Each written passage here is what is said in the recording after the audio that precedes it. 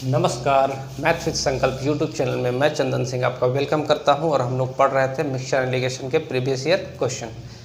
तो हम लोग आज एक आखिरी वीडियो ये बन पाएगा, ज़्यादा क्वेश्चंस हैं नहीं और ये क्वेश्चंस भी है तो एमटीएस के क्वेश्चन आज मैं ले रहा हूँ। एमटीएस का एग्ज़ाम आने वाला है और क्वेश्चन एमटीएस में आसान बनते हैं डाटा के हिसाब से। जैसे आपको ऐसा डाटा दिया रहेगा कि आप क्वेश्चन को आसानी से कर पाएंगे। यही क्वेश्चन अगर सीजीएल में देगा, सीपीओ में देगा तो थोड़ा सा डाटा ऐसा देता है कि आपको क्वेश्चन करने का तरीका बदलना पड़ेगा।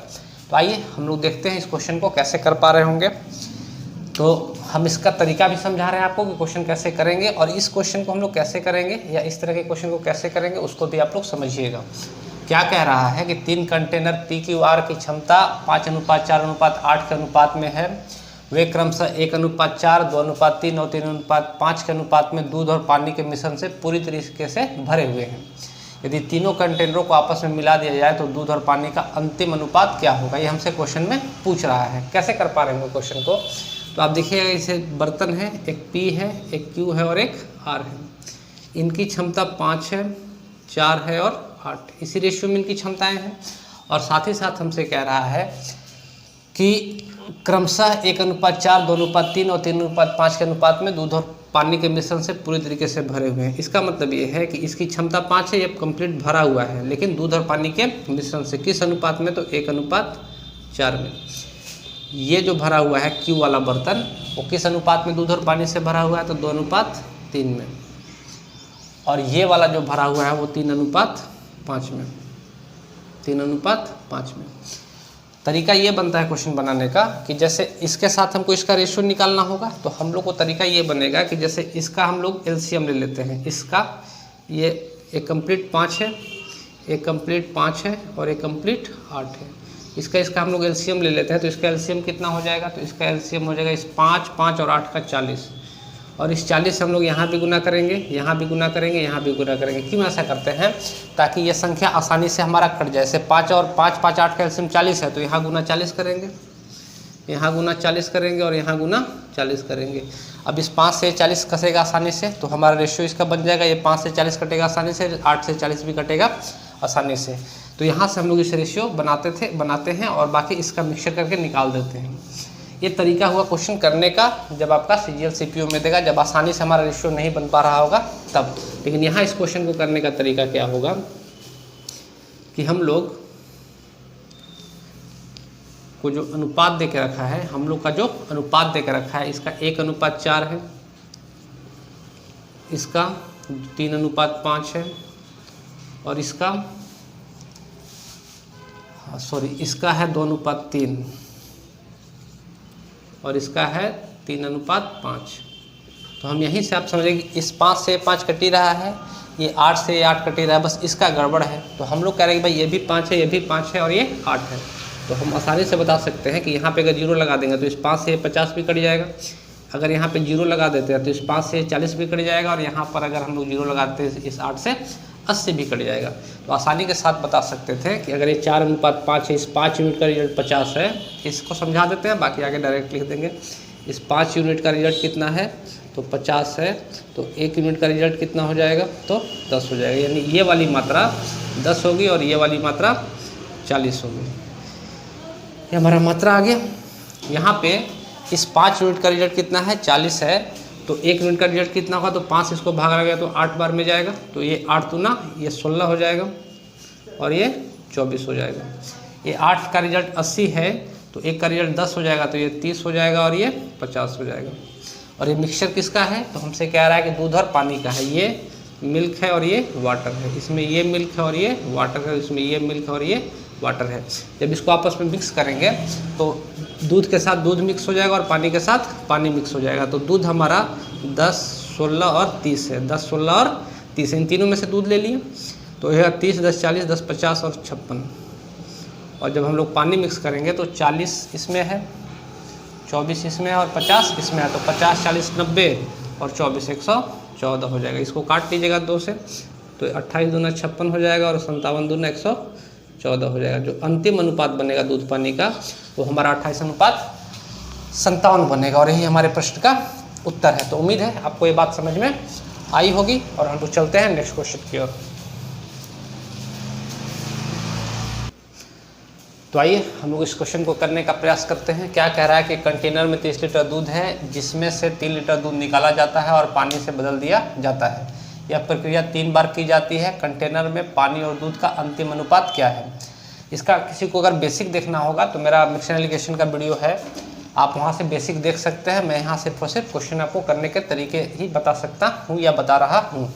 तो यहाँ पे ध्यान रखिएगा, जैसे जब भी आपको कहेगा कि कंटेनर में 30 लीटर दूध है और 3 लीटर दूध निकाला जाता है और उतना ही पानी मिक्स किया जाता है, यानी ये प्रक्रिया 3 बार की जाए। जितनी बार ये प्रक्रिया की जाएगी तो सबसे पहले तो आप इसका रेशियो बना लीजिएगा। तो कंटेनर में टोटल मात्रा और उसमें से कह रहा है कि 3 लीटर निकाला जाता है, यानी रह कितना गया होगा तो 27। तो इसका रेशियो ले लिएगा तो 9/10 हो जाएगा। और यह प्रक्रिया जितनी बार दोहराई जाएगी उतनी बार इसको हम लोग मल्टीप्लाई करेंगे, यानी सक्सेसिव वाले तरीके से हम इसमें काम करते हैं। हमेशा उतनी ही मात्रा कम होती चली जाएगी, उसी रेशियो में मात्रा कम होती चली जाएगी। तो प्रारंभिक मात्रा हम लोग ले लेते हैं 30, और ये जो मात्रा है, ये जो रेशियो है, इसको जितनी बार दोहराई जाएगी, यहाँ प्रक्रिया 3 बार दोहराई गई है तो 9/10 को हम लोग 3 बार गुना करेंगे। अगर 2 बार दोहराई जाती तो इसको 2 बार गुना करते, अगर 4 बार दोहराई जाती तो इसको 4 बार गुना करते। तो यह प्रक्रिया 3 बार दोहराई गई है, तो हम लोग कह सकते हैं कि, और ये अंतिम अंत में दूध की मात्रा कितनी बचेगी ये हमको इस क्वेश्चन से पता चलेगा। क्यों? क्योंकि सबसे पहले तो प्योर दूध था ये वाला 30, उसमें से हम लोग 3 लीटर निकाल के और अगर 3 लीटर पानी डाले हैं तो अगली बार जो मात्रा बचेगा वो 9/10 ही बचेगा। जैसे पहली बार ऐसे समझिए कि पहला बार जब हम निकाले होंगे 30 में से इस 9/10 को, तो ये 0 से 0 कट गया होगा और ये हो गया अगर 9 27 लीटर इसमें प्योर दूध बचा होगा, बाकी 3 लीटर तो इसमें पानी आ गया होगा। अगला बार फिर करेंगे तो फिर इसका 9/10 करना होगा। तो यही काम हम लोग डायरेक्ट हम लोग सक्सेसिव से लिख लेते हैं कि प्रारंभिक मात्रा कितनी थी 30, और यह प्रक्रिया जितनी बार दोहराई गई है उतना बार हम लोग इसको मल्टीप्लाई करेंगे। यहाँ से आप देखिएगा तो ये 0 से तो ये 0 कट जाएगा और यहाँ हो जाएगा 9 का क्यूब कितना है तो 729, 3 गुना 729/100। तो यहाँ जो हमारा होगा 9 27 का 7 हाथ में 3 दूना 6 और 1, 3 दूना 6 और 2 8 और 3 7 21, यानी 21.28 लीटर ये प्योर मिल्क होगा। ये क्या होगा तो प्योर मिल्क होगा। और बाकी जो रेस्ट बच गया होगा 30 में से, मात्रा तो 30 ही रखनी है, 3 निकाल रहे हो 3 डाल रहे हैं हर बार, यानी मात्रा कितना होगा तो 30 ही होगा। यानी अगर ये प्योर दूध प्योर मिल्क है तो हम लोग यहाँ से कह सकते हैं कि 30 लीटर में से अगर 21.87 प्योर मिल्क है तो पानी कितना हो रहा होगा तो 8.13 लीटर क्या रहा होगा तो वाटर रहा होगा। अब यहाँ के बाद आप लोग ध्यान रखिएगा, इसमें से इसको घटा रहे हैं ना, यहाँ के बाद आपको ध्यान रखिएगा जो रेशियो पूछ रहा है कि पानी और दूध का अंतिम अनुपात बताइए, किसका पूछ रहा है तो वाटर एंड। गलती क्या होता है कि इसी का निकाल के हम लोग रेशियो जब बनाते हैं तो इतना बटा इतना लिख देते हैं, लेकिन आपको समझना है कि आपको पानी और दूध का अनुपात पूछ रहा है तो पहले पानी लिखिएगा फिर दूध लिखिएगा। और दूध कितना है तो पानी कितना है तो 1.13 और दूध कितना है तो 21.87। जब आप इसको काटिएगा तो डेसिमल से डेसिमल तो यहाँ हट जाएगा, 3 से कटेगा तो 3 दूना 6, 3 तिहाई 9, 3 दूना 6, 2 21, 3 सते 21 और 3 एकम 3, 271, 3 सते 21, 3 दूना 6 और 3 नवा 27, यानी जो दूध पानी और दूध का जो अनुपात होगा वो 271:729 होगा। और यही हमारे प्रश्न का उत्तर है। बेसिक किसी को देखना हो कैसे होता है पूरा डिटेल में, कैसा फार्मूला बनता है, इसका फार्मूला भी होता है कि जब प्रारंभिक मात्रा ले लिए हैं और तो निकाली गई मात्रा, जैसे जिसका अगर फार्मूला की बात कीजिएगा तो दूध का जो बची हुई मात्रा है, दूध की जो बची हुई मात्रा है उसका फार्मूला होता है कि प्रारंभिक मात्रा इनिशियल आई फॉर इनिशियल गुना हो जाएगा 1 माइनस ये जितनी निकाली गई मात्रा है सो विड्रॉल और बटा टोटल। ये हमेशा आपको, और जितना बार है, जैसे यहाँ पे 3 बार है तो पावर 3 कर देते हैं, 2 बार आता तो पावर 2 कर देते हैं। तो इनिशियल मात्रा ले लेते हैं 30, 1 माइनस विड्रॉल 3 है तो 3 बटा टोटल कितना लेते हैं तो टोटल 30 था तो 3/30 करते तो 30 एलसीएम हो जाता, 30 में से 3 जाता तो 27/30 बचता। यहाँ पे भी तो यहाँ पे हम कह सकते थे 30 गुना हो जाता और ये 27/30 बचता है यहाँ पे, और पावर 3 काटते इसको तो 9/10 ही आना था, 3 बार मल्टीप्लिकेशन में है। तो हम लोग डायरेक्ट इस तरह से क्वेश्चन लिख के बना सकते हैं। तो उम्मीद है आपको ये बात समझ में आई होगी। चलते हम लोग नेक्स्ट क्वेश्चन की ओर। तो आइए हम लोग इस प्रश्न को करने का कोशिश करते हैं। कह रहा है कि कुलभूषण ने जूस सिरप प्लस पानी काउंटर शुरू किया। यहाँ पे जब भी जूस का बात आएगा तो आपको समझना है कि उसमें सिरप और पानी दोनों मिक्स है। शुरू किया। शुरुआत में उसके पास 140 लीटर जूस था जिसमें 40% पानी था। 140 लीटर जूस था का मतलब है कि सिरप और पानी मिलाकर 140 लीटर था जिसमें 40% पानी था। उसने 30 लीटर जूस बेचा और फिर बराबर मात्रा में सिरप तथा पानी मिलाया। अब चाशनी का अनुपात 3:4 हो गया, तो उसने कितनी मात्रा में पानी मिलाया थे हमसे पूछ रहा है। आसान सा क्वेश्चन है। कह रहा है कि 40% पानी था, शुरुआत में 140 लीटर जूस था जिसमें कि 40% पानी था। तो हम लोग कह सकते हैं कि वाटर और सिरप का जो रेशियो होगा, अगर 40% पानी था तो 40% का फ्रैक्शन कितना बनेगा, तो 40% का फ्रैक्शन जो हमारा बन रहा होगा वो बन रहा होगा 2/5। इसका मतलब ये है कि टोटल मात्रा 5 रही होगी, टोटल मात्रा 5 रही होगी, जिसमें 2 जो था सो वाटर था और सिरप जो था वो 3 था। सिरप कितना था, 3 था। आगे क्या कहता है कि बराबर मात्रा में 30 लीटर जूस उसने बेच दिया है। ध्यान से समझिएगा कि यहाँ पे 140 लीटर में से 30 लीटर उसने जूस बेच दिया, तो इसके पास जूस रहा कितना गया होगा, तो 110 लीटर। लेकिन आपको पिछले क्लास में भी समझा चुका हूँ, मैं फिर से एक बार समझाता हूँ कि जब भी इसमें से कुछ निकाला जाएगा, जैसे 30 लीटर का इसने जूस इसमें से बेचा है, तो जब भी कुछ इसमें निकाला जाएगा तो इनका अनुपात चेंज नहीं होगा, अनुपात 2:3 ही रहेगा। तो जब भी इसमें से कुछ निकाला जाएगा इसके अनुपात में चेंज नहीं होगा, मतलब ये अनुपात बेचने के बाद भी 2:3 ही रहा होगा, 2:3 ही रहा होगा। आगे क्या कहता है कि फिर बराबर मात्रा में सिरप और पानी मिलाया। अब चाशनी का अनुपात 3:4 हो गया। किसी को ये बात समझ में नहीं आएगी तो मेरा ठीक इससे पीछे वाला वीडियो देखिएगा, काफ़ी डिटेल में मैंने इस बात को समझाया है। और जब इसमें बोल रहा है कि कुछ मात्रा सिरप और पानी का बराबर मात्रा मिलाया गया, तो ये अनुपात 3:4 हो गया। तो बोल रहा है कि मिलाई गई मात्रा कितनी थी, तो हम यहीं से इस बात को देख सकते थे कि 2 से ये 3 हो गया, 3 से 4 हो गया, दोनों में 1 यूनिट मिलाया गया है, यहाँ भी 1 यूनिट मिलाया गया और यहाँ भी, यानी यहाँ तो ऑलरेडी मात्रा बराबर है, यहाँ ऑलरेडी मात्रा इनकी बराबर ही मिक्स हुई है। तो हम डायरेक्ट बता सकते थे कि इस 5 यूनिट का रिजल्ट 110 है, तो 1 यूनिट का रिजल्ट कितना हो जाएगा, तो हमारा 1 यूनिट का रिजल्ट काटेगा इसका, तो कितना हो जाएगा 22। और 1 यूनिट का रिजल्ट हमसे यही पूछा था कितना पानी मिलाया गया है, हमसे ये पूछता कि कितना सिरप मिलाया गया है। ये पानी भी 1 यूनिट है और सिरप भी 1 यूनिट है, तो अगर पानी भी पूछेगा तो 22 लीटर आंसर हो जाएगा। 1 यूनिट का रिजल्ट तो 22 लीटर आ गया। और हमसे ये पूछता कि सिरप कितना मिलाया गया, तो भी 22 लीटर ही आंसर होता। यहाँ तो चूंकि अंतर समान था तो इसलिए 1 यूनिट हम लोग डायरेक्ट ले लिए। अगर कभी ऐसा क्वेश्चन में दे दे कि इसका डिफरेंस और इसका डिफरेंस अलग अलग हो और बोले कि समान मात्रा ही मिलाई गई है, तो हमारे पास तरीका होता है जो बनाने का, वो इसका डिफरेंस और इसका डिफरेंस लेते हैं और इसके डिफरेंस को यहाँ मल्टीप्लाई करते हैं और इसके डिफरेंस को यहाँ मल्टीप्लाई करते हैं। ऐसा करते ही इन दोनों का डिफरेंस क्या होगा, हमेशा समान बन जाएगा। तो कभी अंतर आएगा, यहाँ जैसे 1 यूनिट था, हो सकता है यहाँ 2 यूनिट और यहाँ 1 यूनिट आता, तो इसके अंतर को ऊपर नीचे हम लोग मल्टीप्लाई करते तो हमेशा डिफरेंस क्या होता, तो समान होता। और 22 लीटर हमारे प्रश्न का उत्तर है, यही मात्रा मिलाई गई होगी। तो 2 बातें यहाँ पे आपको समझनी है कि अगर ऑलरेडी मात्रा समान है तो यहीं से हम लोग 1 यूनिट का रिजल्ट निकालिए, और समान नहीं होता और क्वेश्चन में कहता है कि बराबर मात्रा ही मिलाई गई है, तो हम लोग को इसका डिफरेंस लेते, इसका डिफरेंस लेते, इसके डिफरेंस को यहाँ मल्टीप्लाई करते और इसके डिफरेंस को यहाँ मल्टीप्लाई करते। यहाँ फर्क इसलिए नहीं पड़ा कि इसका डिफरेंस भी 1 है और इसका डिफरेंस भी 1 है, तो 1 को ऊपर मल्टीप्लाई कीजिए और 1 को नीचे मल्टीप्लाई कीजिए, तो भी आपको यही रहना है। इसलिए 1 यूनिट ही अंतर आ रहा है। तो चलिए हम लोग चलते हैं नेक्स्ट क्वेश्चन की ओर। तो आइए हम लोग इस प्रश्न को करने का कोशिश करते हैं। क्वेश्चन क्या कहता है कि एक बड़े कंटेनर में 50 लीटर का रस और पानी का मिश्रण 3:2 के अनुपात में है। इसमें 60 लीटर रस और पानी का मिश्रण मिलाया जाता है जिसके रस और पानी का अनुपात 2:1 है। इसके बाद 11 लीटर घोल को शुद्ध रस से बदल दिया जाता है। अंतिम मिश्रण में पानी और रस का अनुपात क्या है। एक बात का ध्यान रखिएगा, जैसे MTS के जो क्वेश्चंस होते हैं उनमें थोड़ा सा क्वेश्चन बड़ा आपको लिखा हुआ मिलेगा, लेकिन क्वेश्चन होते आसान हैं। जब आप एक बार बनाने का शुरुआत कर देते हैं तो क्वेश्चन आपसे आसानी से बन जाता है। डाटा बहुत आसान देता है कि आप डाटा के साथ खेलिए और क्वेश्चन आसानी से बना लीजिए। और यही चीज़ CGL में जब देगा, CPU में देगा, तो डाटा थोड़ा सा मुश्किल दे देगा इन्हीं क्वेश्चन में। तो हम लोग यहाँ पे क्वेश्चन कैसे कर पा रहे हैं, कह रहे हैं कि बड़े कंटेनर में 50 लीटर का रस और पानी का मिश्रण है। 2 बात समझिएगा, हमसे क्वेश्चन क्या पूछा कि अंतिम मिश्रण में पानी और रस का अनुपात दीजिए, और यहाँ जितना भी हमको देकर रखा है वहाँ पे रस और पानी का अनुपात देकर रखा है। तो आपके पास 2 तरीके हैं, या तो क्वेश्चन को रस और पानी के रेशियो में ही बनाइए, और अंतिम में आप ध्यान रखिए कि आपको पानी और रस का अनुपात बताना है।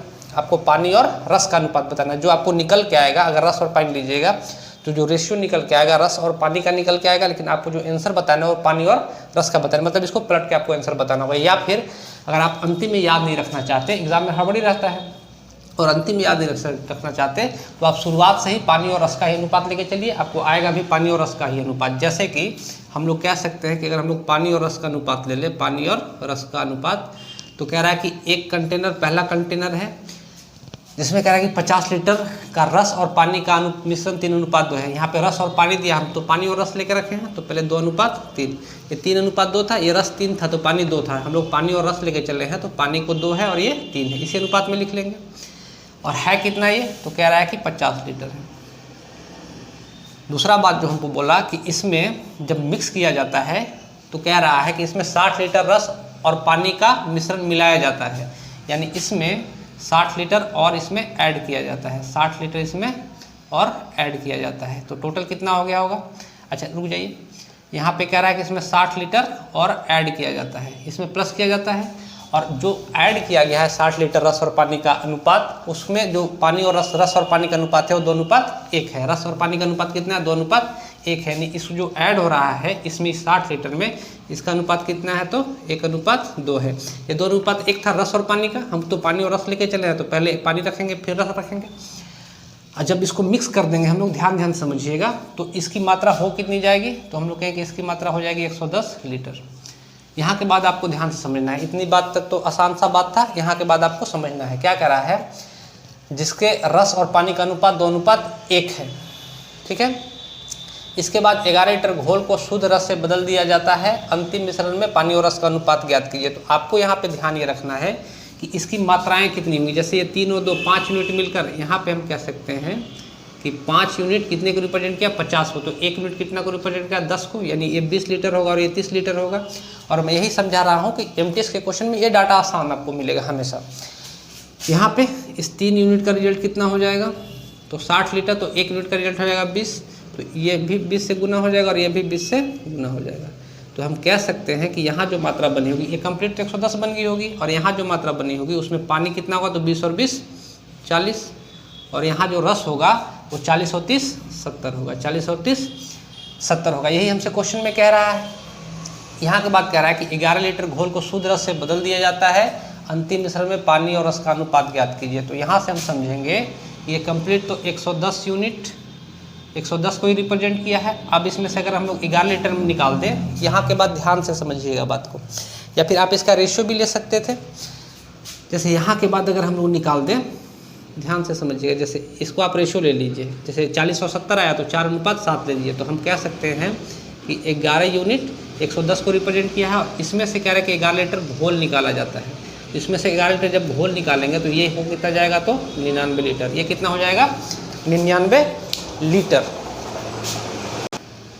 तो यहाँ जो आपको मुद्दा समझना है वो ये समझना है कि यहाँ पे घट के तो 99 लीटर हो गया, लेकिन हम ये कैसा कह सकते हैं कि इसमें से कभी भी कोई मात्रा निकाली जाएगी, इसमें से 11 लीटर से निकाला गया है तो इनके रेशियो में कोई चेंज नहीं होगा। पीछे काफ़ी डिटेल में हम लोग बता चुके हैं। यानी यहाँ पे जो अनुपात बन रहा होगा, इसमें से कुछ भी निकालेंगे तो हमेशा पानी और रस का अनुपात जो निकाले होंगे 11 लीटर, उसका अनुपात भी 4:7 में वो निकला होगा, और जो बचा होगा वो भी 4:7 में ही निकला होगा। तो रेशियो में तो 7 4 11 यूनिट बचा है, लेकिन हमसे कह रहा है कि ये 99 लीटर 11 निकाले हो, 99 बचा होगा, तो 1 यूनिट का रिजल्ट कितना हो जाएगा, तो 1 यूनिट का रिजल्ट हमारा हो जाएगा 9 लीटर। 1 यूनिट का रिजल्ट कितना हो जाएगा, 9 लीटर। तो इसकी मात्रा जो होगी अब वो 9 चौके 36 हो जाएगी, और इसकी मात्रा होगी वो 63 होगी। हमसे कह रहा है कि 11 लीटर घोल को शुद्ध रस से बदल दिया जाता है। अब आपको इस बात को समझना है कि जब हम इसमें से निकाले होंगे अंतिम मात्रा यहाँ पे, तो 36 लीटर पानी होगा और 63 लीटर जूस होगा, प्योर जूस होगा, जिसमें से 11 लीटर हम इसमें से प्योर जूस ही बना रहे हैं। तो 11 लीटर अगर प्योर जूस बना रहे हैं, यानी 11 लीटर इसमें प्योर जूस हम लोग ऐड कर देंगे, तो ये हो जाएगा 36 और ये हो जाएगा 4 6 1 7 74। इसको आप लोग काट लीजिएगा, तो यहाँ से जो पानी और रस का अनुपात निकलेगा, पानी और रस का जो अनुपात निकलेगा वो 36 से काटेगा तो कितना बार पे, 18 बार पे कट जाएगा, और इसको काटेगा तो 2 तिहाई 6 और 2 सते 14, यानी जो अनुपात बन रहा होगा पानी और रस का, हमसे ही पूछ रहा है पानी और रस का, 18:37 बन रहा होगा। यही हमारे प्रश्न का उत्तर भी है। आपको ऐसा लग सकता है कि क्वेश्चन काफ़ी लंबा चला गया, लेकिन जब आप क्वेश्चन बनाइएगा तो आपको इतना कार्य नहीं करना है। ये तो मैंने समझाने के लिए आपको किया। आप डायरेक्ट यहाँ से इस बात को समझ सकते थे कि जो 5 यूनिट का रिजल्ट है वो 20-30 हो गया, इसका रिजल्ट है 30-20 हो गया, मिला दिए तो ये 40-70 आ गया। 4-7-11 का अनुपात 110 हो जाएगा। 11 लीटर निकाल लिए तो 99 लीटर हो जाएगा। और यही यहाँ पे मेन आपको समझना है कि जब निकालेंगे जब भी मात्रा, तो अनुपात में कोई चेंज नहीं होगा, इसकी मात्रा में चेंज होगा। 110 से ये मात्रा 99 हो जाएगी, लेकिन अनुपात में ये 4:7 ही बचेगा। और यहाँ के बाद आगे का काम है, तो क्वेश्चन आसानी है।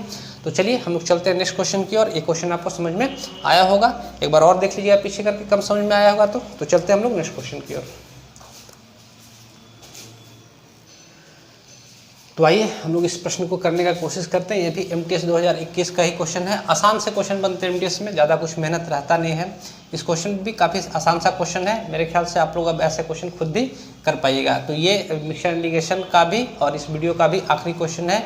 इसके बाद आप लोग क्वेश्चन खुद से करके देखिएगा। प्रीवियस ईयर का लगभग सारे क्वेश्चन आपसे खुद से हो जाएंगे, जितना मैंने आपको बताया सिखाया उनके आधार पर। तो आइए हम लोग इस क्वेश्चन को करने का प्रयास करते हैं। कह रहा है कि मिश्र धातु A में तांबे और जस्ते का अनुपात 5:7 है, और मिश्र धातु B में यह अनुपात 4:5 है। A और B को 1:2 में मिलाया जाता है और एक नया मिश्र धातु C तैयार किया जाता है। C का कौन सा भाग तांबा है, हमसे क्वेश्चन पूछ रहा है। तो कह रहा है कि 2 तरह के मिश्र धातुएं हैं, A और B, और कैसा है, तो ये तांबा और जस्ता का, तांबा और जस्ता का। कह रहा है कि पहले वाले A में तांबे और जस्ते का अनुपात 5:7 है, और B वाले में यह अनुपात 4:5 है। और कह रहा है कि A और B को 1:2 में मिलाया जाता है, और एक नई मिश्र धातु क्या तैयार की जाती है, तो C तैयार की जाती है। एक नई मिश्र धातु C तैयार की जाती है। तो पहले भी बता चुका हूँ, फिर से एक बार रिपीट कर रहा हूँ। जब भी आपको इसमें किसी रेशियो में मिलाने के लिए देगा, तो हमारा काम होता है सबसे पहले इनकी मात्राओं को बराबर करना। जैसे ये कितना हो जाएगा, 7×5 12 यूनिट, ये कितना हो जाएगा, तो 9 यूनिट। तरीका ये होता है कि पहले इनकी मात्राओं को बराबर कीजिए, या तो आप ऊपर नीचे 12 और 9 से गुना कर लीजिए, ऊपर 9 से और नीचे 12 से, या फिर एक ऐसी संख्या ढूंढ लीजिए जिसमें आप गुना करें और ये इक्वल हो जाए। तो ऐसी संख्या ढूंढने के लिए भी रेशियो और प्रोपोर्शन के बेसिक वीडियो मैंने बताया था कि इनका आप लोग अनुपात दे दीजिए। इसको काटिएगा 3 से, तो 3 चौके 12 और 3 तिहाई 9, और इस 3 का गुना यहाँ कर दीजिए और इस 4 का गुना यहाँ कर दीजिए, तो अपने आप ही इक्वल हो जाएंगे। इन्हीं के रेशियो का जो गुणनफल आएगा, इसको ऊपर नीचे हमको गुना कर देना है। तो ये यहाँ पे अगर यहाँ 3 से गुना हुआ तो यहाँ भी 3 से गुना होगा, और यहाँ भी 3 से गुना होगा, और यहाँ 4 से गुना हुआ तो यहाँ भी 4 से, और यहाँ भी 4 से गुना होगा। आगे जब इनकी मात्रा इक्वल हो जाएगी, तो हमको जिस अनुपात में कह रहा है उस अनुपात में हमको मिला। जैसे कह रहा है कि इसको हम लोग 1:2 में मिला है, मतलब इसका तो हमको 1 यूनिट लेना है, तो मल्टीप्लाई बाई 1, और इसका हमको 2 यूनिट लेना है, तो मल्टीप्लाई बाई 2। इसी अनुपात में इसको मिलाना है। यहाँ 1 से गुना किए हैं, तो यहाँ भी और यहाँ भी, और यहाँ 2 से मल्टीप्लाई हुआ है, तो यहाँ भी और यहाँ भी। चूँकि रेशियो है तो सब में समान रूप से गुना भागा करना पड़ेगा हमको। तो तांबा का जब मात्रा हम लोग देखेंगे, अब तो कंप्लीट हो गया, इसको मिला दिए हम लोग। अब तांबा का मात्रा, तांबा के साथ तांबा मिक्स हो जाएगा, और जस्ता के साथ जस्ता मिक्स हो जाएगा। तो हम कह सकते हैं कि 5 तिहाई 15 और 4 चौके 16 दूना 32, तो 15 और 32 कितना हो जाएगा, तो 47 ये हो जाएगा। आपको इसकी मात्रा निकालने की आवश्यकता नहीं है, क्योंकि क्या पूछा कि C का कौन सा भाग तांबा है, तो हमको टोटल मात्रा यहाँ से पता कर लेंगे। अगर हमसे पूछता है कि जस्ता और तांबा का अनुपात दे तो निकालते हैं। अगर हमसे पूछ रहा है कि C का कौन सा भाग तांबा है, तो तांबा तो हम लोग निकाल लिए। तो टोटल, जब हम लोग टोटल में से C का कौन सा भाग तांबा है, तो हम लोग कह सकते हैं कि 12 तिहाई 36 ये हो जाएगा, 9 चौके 36 दूना 72 ये हो जाएगा। तो ये 72 प्लस 36 ये हो जाएगा। तो ये कितना होगा ऐड होके, तो 108 हो जाएगा। तो हम कह सकते हैं कि टोटल जो अमाउंट था 108 था C मिश्र धातु, उसमें तांबा कितना है, तो 47। और यही हमारे प्रश्न का उत्तर भी है। आपकी मर्जी इसको भी ऐड करके निकाल सकती है। जस्ता कितना भाग अगर ये पूछता है, तो हम बोलते हैं कि 5 का 20 दूना 40 और 70 यानी 61 होता। तो इसको निकालिए, कोई फर्क नहीं पड़ना है। क्वेश्चन तो हमसे पूछा कि तांबा कितना भाग है, तो टोटल 108 यूनिट में से तांबा कितना भाग है, तो 47 यूनिट भाग तांबा है। और यही हमारे प्रश्न का उत्तर भी है। तो उम्मीद है आपको ये वीडियो पसंद आया होगा हमेशा की तरह। तो आप लोग वीडियो काफ़ी पसंद भी कर रहे हैं, और अब इसमें तो लास्ट ही क्वेश्चन है ये मिक्सचर इंटीग्रेशन का, और मिक्सचर इंटीग्रेशन का लास्ट वीडियो भी है। नेक्स्ट चैप्टर हम लोग देखते हैं प्रीवियस ईयर क्वेश्चन का कौन सा हम लोग स्टार्ट कर सकते हैं या क्या करेंगे। तो मिलते हैं हम लोग नेक्स्ट वीडियो में। धन्यवाद।